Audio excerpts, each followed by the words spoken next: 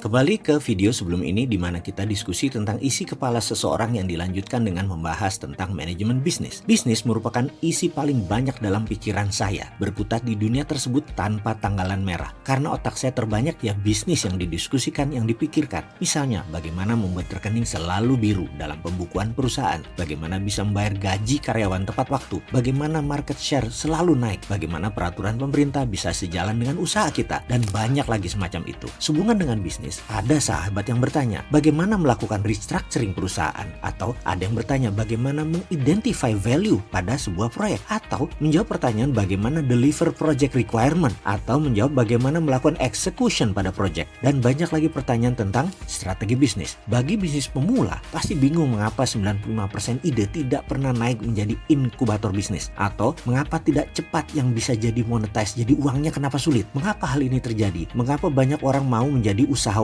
entrepreneur namun faktanya tetap saja menjadi budak uang? Yang jadi direktur dia, yang nagih dia, yang jualan dia, nggak ada tanggalan merah dalam keseharian. Setiap hari harus kerja terus. Sewaktu jadi pegawai, kita hanya mengerjakan job desk. Begitu berwirausaha, kita mengerjakan semuanya. Mau bayar orang atau pegawai, margin keuntungan masih berat. Sepenuhnya penuh dilema. Lalu di mana enaknya wirausaha? Bagaimana jalan keluarnya? Oke, kita bahas dari sisi manajemen perusahaan. Ada 4 macam strata atau level atau step bisnis ketika kita menjadi pengusaha. Tahap awal strata 1 atau level 1 namanya periode inkubator. Periode ini kita membahas ide, konsep, strategi, struktur, sistem, dan lain sebagainya. Satu saja sendi ini tidak terlihat, maka usaha itu pasti tidak akan jalan. Inilah yang menjadi penyebab 90% usaha berhenti di ide. Cobalah Anda mulai merenung pengalaman pribadi Anda selama ini. Dari 20 ide hanya 1 yang terrealisir, itu pun karena banyak faktor pendukungnya seperti ide, konsep, strategi, struktur, sistem, produk, pricing, dan daftar panjang lainnya tersedia. Baik karena kita sudah memiliki atau mitra kita yang memilikinya. Lalu periode strata berikutnya, kalau inkubator bisnis terlewati, masuklah periode growth, masa pertumbuhan. Ini mulai yang namanya sistem organisasi, teamwork, kompetitor mulai bermunculan. Hingga lanjut ke strata yang lebih tinggi yaitu periode M dan periode P. Sebuah usaha yang masuk ke M inilah kunci sustainable business. M ini belum dibuka dulu arti katanya. Sabar, kunci Anda bisa disebut pebisnis setelah 5% ide jadi usaha di strata 1. Bertahan di strata 2 masuk periode growth. Disinilah tantangan terberat. Sebagaimana catatan terbanyak guru besar bidang bisnis seperti Peter F. Drucker atau John Naisbitt dalam buku-bukunya menuliskan, hanya 30% yang bertahan lebih dari 5 tahun. Dan